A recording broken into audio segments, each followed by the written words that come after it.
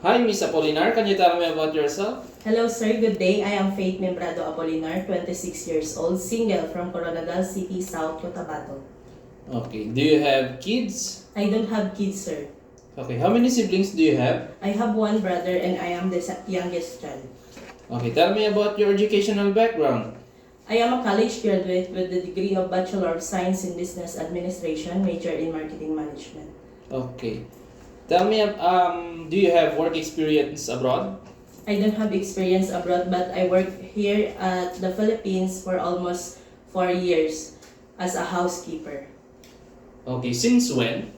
Since January 2021 to January 2025. Okay. What is your duties and responsibilities? My duties and responsibilities, sir, is to take care of the children, and I am doing the house chores, cooking, cleaning, laundrying, ironing, and marketing. Okay. Did you finish your contract? Yes, I finished my contract, sir. Okay. How would you describe yourself?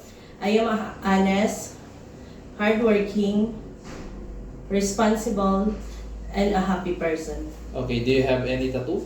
I don't have tattoo, sir. Okay. Did you undergo to any kind of surgery? No, sir. Okay. Why do you want to work abroad? I want to work abroad because I want to help and sustain the financial needs of my family. Okay. Are you scared of dogs and cats? If the dog and cat is small, it is okay. But if the dog and cat is big, I am afraid. Okay. Give me your idea how you can take care of naughty children and children with tantrums. If the children act like that, I will stop, breathe, and react calmly. Okay, that would be all, ma'am. Thank you. Thank you.